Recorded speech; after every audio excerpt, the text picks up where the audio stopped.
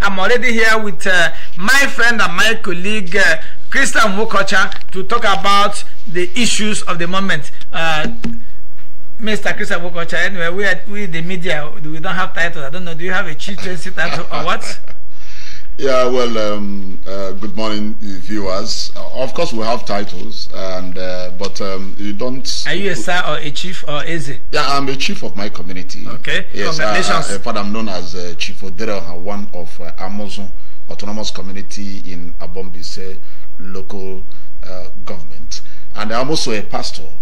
You know, so I'm also a pastor, an ordained pastor. Okay, how can you combine the culture and religion? So that'll be a thing of another time. So yeah, welcome to 60 Minutes Live. Oh, thank you we talked about those issues that are happening in the society. First and foremost, charity begins at home. In Imo State, yesterday was made to be a sit-at-home order by a known person. As a journalist, as a media analyst, what is the import of such? Yeah, the sit-at-home is becoming a way of life. It's a way of life in the whole of Southeast.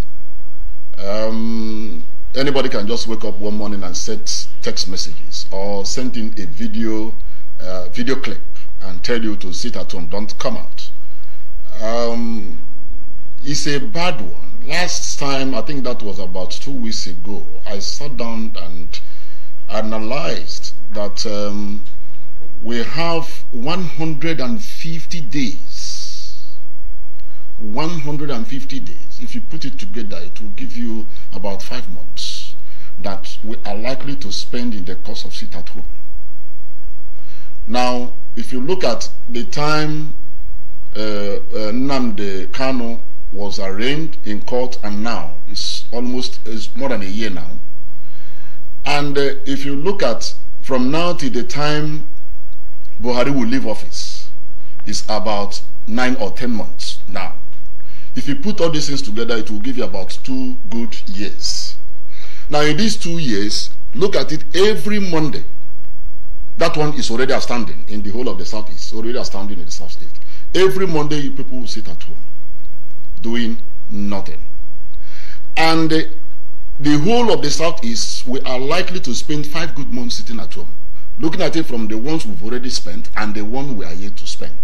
Why I am saying that it's most likely that this thing may end perhaps after 2023 election, because if you look at the utterances or look at the body movement of the president, he is not willing to give in as far as anything that had to do with Nnamdi Kanu is concerned. So this sit at home may likely continue. Is going to continue till next year. Okay, not May. Yeah, not May. It will, because already he said that sometimes he said, "Oh, allow the judiciary to decide." Sometimes he will not speak his mind. He will now tell you some of the things that by the time political arrangements. Yeah. So so when you now go to court and look at the court pronouncements, it tallies with what the president has said somewhere. Okay, yes, you have analyzed it. That shows that you are really a consummate content analyst man. Now, these 5 months, the one that is embarrassing is like the one that happened in Imo State yesterday. Yeah. That's a youth organization, a group, maybe like the Kegates Club that will come in here later, can now create up tomorrow and say they want to do something, everybody should sit at home and people will obey.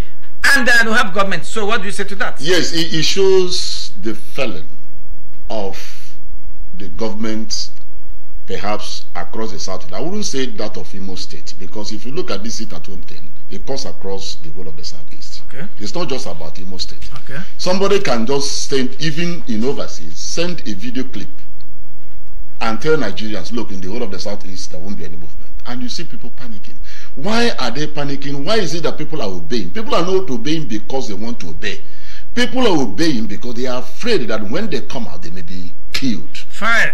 That's maiming and killing. Like, okay, there was Mama story. Yeah. That were about, they said 7 youths were maimed and killed, and many names, many titles, many things. Yeah. So it's not just our Mama. I mean, that's the current one. Yes, I know. We will link it. We will link it up. we'll link it up to Awon Mama. It's not just Awon Mama, the whole of Oluzon. Now, majorly in Olumen Town, Banana Junction. Banana Junction is seen as a battleground between I describe them as restive youths and that of the government forces. Now, if you move towards Osun and close to Ihiala, those Ihiala axes, before you now enter into the main express road from Mbidi heading to Onitsha, the whole of that place, the unknown gunmen and also restive youths have also taken over the whole of that place.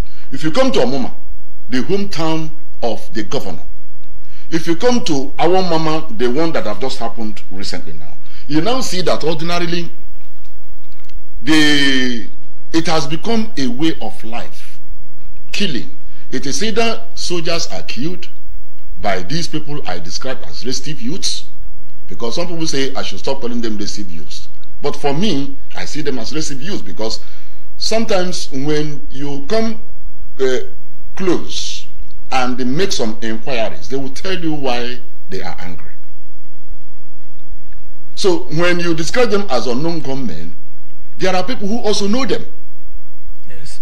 So describing them as unknown gunmen will sometimes not even help us to trace where the problems are coming from. So what we need is the government to sit down with the locals, sit down with them and ask them, what is the problem? What can we do? I was on air with somebody, Ifeanyi Olumba. You know, I interviewed him and I told him, I asked him, say, is it that people of Olu hate the governor so much because the governor has done good roads in Olu that should earn him, you know, good reputation? Yes. But the people of Olu seem not to like him. He said no, that it is not about liking the governor, but it's about the governor sitting down to discuss with the people. People like Achikwu Udemwa was a former governor. What is the relationship between the governor, the present governor, and Achikwu Udemwa? People like Rochas Okorocha was a former governor. He cannot just dismiss Okorocha with a wave of hand. He was once a governor. So he knows one problem or the other, how he can help the present governor now to solve one problem or the other. Despite their personal differences, despite the fact that Okorocha is facing trial in one way or the other, these things, we should not mix them up. Okorocha should be able to face trial if there are areas he didn't do well. If there are areas that it was discovered that he cornered the state funds or converted people's property, he should be able to face it.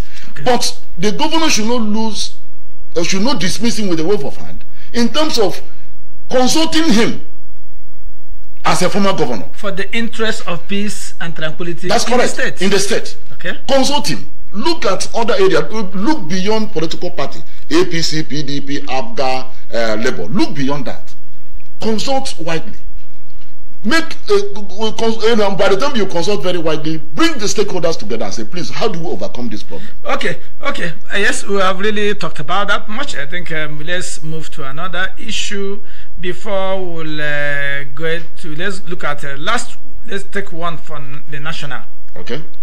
Last week, or within the week, the NNPC was renamed National Petroleum Company Nigeria was now renamed NNPC Limited. It was transformed. From where to Limited Liability Company. Limited Liability Company. Good. And listened to the Senate Committee Chairman, one Basi, something from Cross River State, the Senate Committee Chairman on the downstream, and he was asked a question.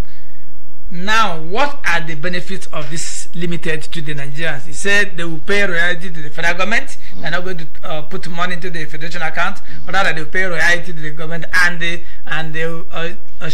declare dividend to the shareholders. So, who are the shareholders of this Nigerian NNPC Limited? Yes. Well, the Federal Minister of Finance is a shareholder, 50%. The Petroleum Resources, is it a Petroleum Resources Incorporated also? It's also a shareholder, 50%. So, federal government has 100% share as it is today, until maybe they are ready and willing to sell shares in the future. Now, you see, these makeshift arrangements, you know, I don't see it as working. It's not, this thing is not working. You know, it's not working in the sense that from January 2021 till February this year 2022, Nigeria has lost $1 billion for oil theft. Oil theft alone. $1 billion. Tony Elumen was quoted as saying that Bonny Terminal, that's supposed to be receiving 300,000 barrels a day, is right now receiving less than 3,000 barrels a day as a result of oil theft. The surplus. Yes. Now, according to investigations, and of course statistics have shown, who are the people involved in this oil theft? The military is involved. Okay. Government officials are involved. The issue I have here, let's look at the issue we have there. The issue we have here is the benefit of the limited liability. Yes, because according to the Senate Committee Chairman on downstream, he says they will pay royalty to the federal government. It will not work. So what of the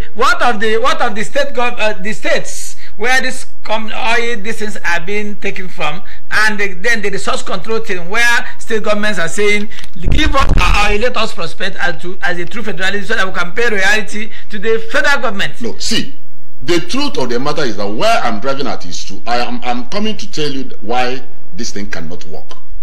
Because already I don't want to know whether it will work or what I'm talking about is who are the beneficiaries of the proceeds. It is the same people who have caused the oil theft. They are the ones benefiting. If you look at the ladder, if you look at names of those who occupy space in an NPC, it's coming from one region.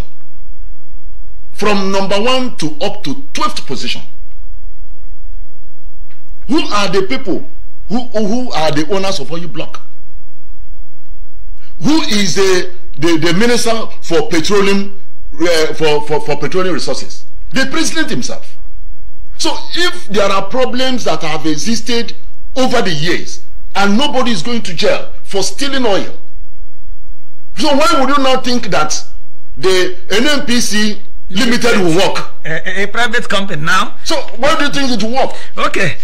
Let's go back to politics. Last week, today exactly 1 week, there was an election in Osun State called Osun Decides, where the PDP won the election, but that's not our interest. The interest is the facilities, the bimodal electronic system which INEC produced was put to test, and everybody had come to say it was something well done. So what lessons do we need to draw from that? The most important thing is that I think there should be mass education on how this thing works, because one, everything has moved from paper to electronic. You see most of the things that happen there. Accreditation, electronics.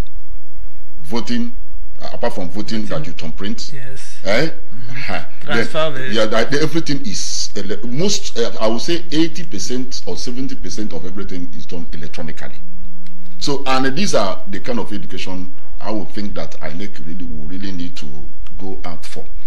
Now, the lesson to learn from this is that if you know that the services you rendered in the past, if you know that your activities, your activity is part of the misery we are facing today, if you know that accusing fingers have been pointed at you for not doing things well, you can be courageous enough to say, I am sorry, I will no longer seek your votes, and leave the stage. And if you look at it today, what I'm just telling you now is just almost what is going to happen soonest. Because ordinarily, if you look at other political parties and leaders of these political parties, or perhaps presidential candidates, some presidential candidates are gradually withdrawing, courageously withdrawing. Because some of the, instead of them planning on how to planning on how to mend fences with people, seeing how they can do better things for the people, they are planning on coming out with strategies to manipulate the people. Okay. We have two other sets of guests waiting out there, so we could have talked much on the Muslim ticket of the APC, which was unveiled within the week, but much. Well, Muslim ticket, of course, you know, one is unconstitutional. It's unconstitutional. Why? When you say the word unconstitutional? Yeah, because I mean the federal character. Apart from federal character, the constitution is interested in you, everybody being a Nigerian. So if there's anything to share, I get, you get, and we'll become equal owners. Nigeria is a secular state. Yes. So if there's any office, as long as it's a public office, whatever thing I get, you should get under the law. Yes. So it's not a question of we come from the same religious group. Therefore, let us go and occupy a space and then begin to. Anyway, I will agree with. I will consent with you into that area because it's not in the constitution that there must be vice president Christian, vice president not. No. You see, You see, everything must not be captured. The issue is, you see, religion is a new thing, a new character one that crept into our democracy. That is keeping us uncomfortable. Remember, they say presidency is a source of law. Presidency is a source of law. Yes, it's a source of law. Now, if you look at what has happened in the last 7 years plus, the activities of the president, and what has happened so far. The media, vibrant media content analyst and the former editor of the Daily Independent newspaper, regional editor, yes, and the man who has worked in several national and state papers, Chris nwokocha, sir and chief. Thank you for coming and being my guest and taking a look at dissecting these issues well. Thank you. The one I'm interested in is that the Southeast in particular are going to lose 5 months. 5 months, that's 5 months that's correct. Inactivity, no business, no money. Please let us look at these statistics, are very, very important. So thank you for being my guest. Next, I'm going to have another set of guests that will be with us here.